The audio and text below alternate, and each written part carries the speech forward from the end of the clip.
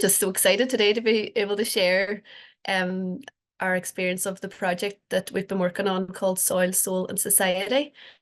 And so Síolta Chroí, we are an organisation looking at regenerating people and wider nature. So we would do a lot of work on ecosystem restoration, but we see human beings as part of ecosystems. We're not separate from wider nature. And that's a really important kind of way of us seeing this work. And I suppose we're informed by a lot of different disciplines. And one of those is like the work we do is development education work. And we're really proud of that. And so, yeah. So who are, so we're a not-for-profit cooperative, and we've got experience and members of experience in development education, adult education, environmental activism, regenerative agriculture, social justice, peace building, meditation, and yoga. So that's a lot. That's a lot of like different disciplines, I suppose, all kind of coming in. And the presentation that I'm going to make today is going to be speaking to different areas outside of development education that's helped us build our narrative around this project, the DevEd project, Soil, Soul and Society. And I suppose when you look at all those different, DevEd, adult ed, environmental, the activist side of things, as well as the kind of nurturing like meditation, peace building, yoga, we felt that Soil, Soul and Society really sums up for us what that is that we do. So the practical work that we do is working with the land, working with the soil, listening to the land, trying to make relationship with the land and the wider beings and be informed by that. And then the soul part of it is we're really interested, and I suppose from a development education point of view, we're really interested in what is that needs nurturing or restored in ourselves. So when we're restoring the wider ecosystems, we're looking at what is it that I need restored in myself as one being within that ecosystem. And I think that's really important whenever we're, dealing with these big issues and these big crises that we're looking at the minute. Keeping ourselves well and restored is really important, and working with the land being one really beautiful and very restorative, nurturing way to go about doing that. And then the society part of it is really the social justice issues that we address through our work. And so we lean on critical pedagogy, wisdom traditions, Indigenous wisdom, as well as ecosystem restoration, agroecology, regenerative agriculture, and permaculture design. So again, there's a lot of there's a lot of different things there. And I suppose what we're playing with at the minute is not to be needing to take that too seriously. Like we kind of like, we would be in a wee bit of a flow. So we do the work, but we're bringing in all these different approaches as we go. So the project Soil, Soul Society, it's an Erasmus Plus partnership with two organisations, one in Romania and one in Poland. And we would be the soil keepers, the keepers of the soil, the listeners of the soil, the ancestors of the soil. And we've partnered with these two wonderful organisations that have helped that have helped us to work out what that intersection between soil, soul and society might look like. So we do have two resources that we've produced. One's just being finalised, and we would love to share those with anybody who would be interested in reading it afterwards. So this was a photograph that we were lucky enough to go up to KPM Soils up in Donegal, and they can bring soil to life. Well, soil is alive, and what they do is they basically had put the soil under a microscope, and we were just watching this little soil dance under the microscope. And so there's a quote here that I just find just so beautiful, because as we were saying, we lean a lot on like Indigenous traditions and perspectives, and we're curious about what that looks like from the Irish point of view. But this is a beautiful quote by a woman called Frances C. Koya Vakauta. And she describes herself as a Pacific Island daughter, a mother and educator, a writer and artist. And she was presenting this as part of a project called Reflecting on the School of Soil Futures. And she basically says, in English, soil evokes dirt, agriculture, or the homeland. But in multiple Pacific languages, soil has meanings connected to the womb, to the placenta, to the people, community, place, and country, echoing interconnectedness and spirituality. And from a cognitive point of view and from a heart point of view, we find that really powerful. But then for the people that we would be working with, say, for example, farmers or or people interested in ecosystem restoration, to physically see soil come to life under the microscope and see it dancing and see it interacting with itself is really, really powerful. And then taking that to another level, healthy soil has more life in it and it's more dynamic than say soil that's maybe been mistreated for all the loads of different social justice issues that it might have been mistreated. So there's something about like that joy, like seeing the joy and seeing people come alive when they see soil being alive under a microscope is really, really powerful. So in terms of, I suppose, like we have found since going into this project that the loads of different crises that we're experiencing at the minute, there's healthy soil, and I have to keep reiterating, it's not just soil, but it's healthy soil, has so much capacity for us in terms of addressing some of those issues. And this is an Irish Food Sovereignty Declaration that was created from a number of different organisations back in 2015. And it said food sovereignty is about more than just local food. It's about rights, our rights to access land, resources, seeds, and knowledge. It is about the welfare of the planet, about how low input farming systems that feed our people while responding to the challenge of climate change. It's about democracy, about the voices of our people, and about how we organise ourselves. It's about the rights of women. It is about our societies living at peace with each other and with our planet. It's about recognising our place in the generational flow that includes our ancestors and our descendants. So just in terms of these resources that we've been working on, this one is it's a guide to ecosystem restoration for youth and community groups. So and I suppose whenever we were thinking about that, we were thinking, what is that we could be sharing with other groups? So this guide also might have resonance, for example, with development education organisations that are looking to do practical work on the land. But what we do, like as I said at the beginning, we try to be kind of co-creators and partners and receptive listeners to the land and the wider beings. And so we've learned a lot in terms of what the land can teach us about our way to address some of these issues.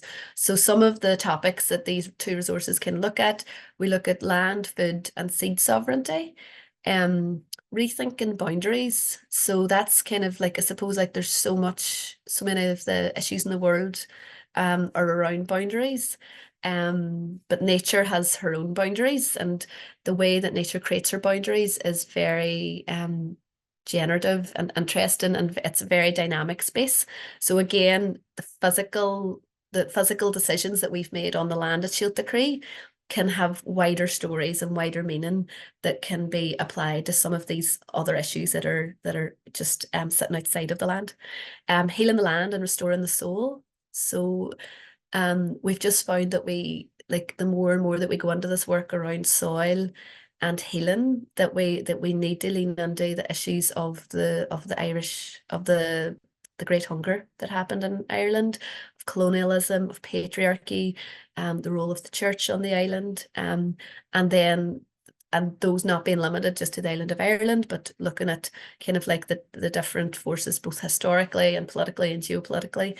And so I suppose like a big part of our work is around healing, and soil and nature having enormous capacity to be able to heal. So trying to learn from that, and while not shying away from the issues that we need to be healing from. This is the decade of ecosystem restoration, the UN decade of ecosystem restoration. And so a lot of the issues like climate change, biodiversity loss, there's, again, with healthy soil, there's huge capacity to sequester carbon and to be life-giving and life-supporting of many different species.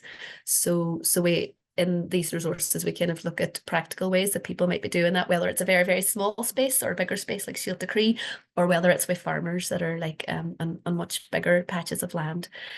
Structures and spaces. So again, we're looking at physical spaces, and as human beings that are creating spaces and putting our ideas onto spaces, we have decisions to make. So we just have some suggestions and ideas and conversations around what those might be. And then the more than human beings with whom we share the land, And I suppose like in all of this here, we're always like very conscious to kind of think like, like that's maybe not the way I've been brought up anyway, is to consider the perspective or the voices of the more than human beings, like the ants and the dung beetles and the rain and rainbows and even the fairies or whatever. And we've just like, leaned into that because I suppose like trying to reframe this from like an ego-centered perspective to an eco-centric perspective, we have to kind of absolve some of our own ego and listen to the wisdom. And we found that when we open up to listening to the soil and to the more than human beings with whom we share our space, it's actually quite profound and quite amazing the wisdom and the insights that we are able to kind of humbly receive from that. So two questions we thought would be really interesting that we've been kind of leaning on over the last couple of years. The first one is one question that we keep returning to with the groups that we're working with, and that is, how is it that the healing of the soil can help heal the inner and outer worlds in these times of confusion, chaos, and collapse? So in these times of like huge uncertainty, of like polycrises, of like there's a lot of systems that are in decline.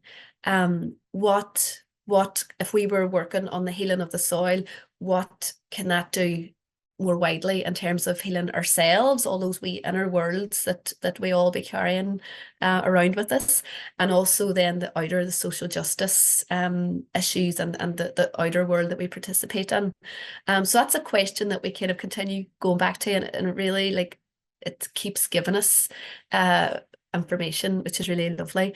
And then we were just thinking about like development education, and I suppose my experience like formally working in development education, I suppose like nature was like part of like environmental issues were part of the work that I would have been involved in, but never as centrally to kind of seeing human beings as nature, and nature being an integral part of the development education work that I've been involved in.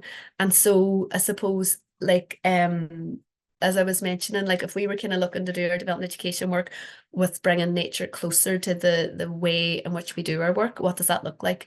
And I suppose then that other question we were looking at is, how can we lean into soil and soul to enrich ourselves and our development education work at this time? So those were just two questions that we thought were interesting, that we thought we might share with you. So as I mentioned at the beginning, yeah, like in order to create these two resources that we've been working on, we've kind of gone in many different directions. We've gone to regenerative agriculture, to like really nerdy soil science. And we've recently been leaning a lot on different arts spaces that have been doing really beautiful and innovative work with soil. So I'll just finish now just with two wee quotes that I thought might kind of linger with you and you might enjoy. So, in an age characterised by the entangled crises of climate change and political upheaval, we are interested in exploring soils as dynamic spaces of multi-species engineering and convivial encounter, collective metabolisms that materially and conceptually intersect with concerns about food sovereignty, waste and energy streams, allotment politics, right to land, seed saving strategies, and soil as relational bodies. So that's part of some work from the CCA in Glasgow, the Centre for Contemporary Arts in Glasgow, that have been doing really incredible work. And this particular exhibition was called We Are Compost, and Compost in the We. So a lot of decolonial stuff there. And then the last, just to finally end with this last quote, it's a quote by Dr. Erin Ewan McMorrow, and she wrote a book called Grounded, a fierce feminist guide to healing the land and ourselves from the ground up. So if any of you are interested, it's really dynamic book and goes all over soil, but brings in everything from patriarchy to like there's a whole chapter just that would really be interesting for dev ed people like ourselves. So she says, when we develop the tools for healing and thereby heal our connection with the land herself starts to share her stories. Mother Nature herself will share her song. For as long as humans have been on the earth and held ancient wisdom for all time, they have also been severely punished for it. So that is the end of my presentation.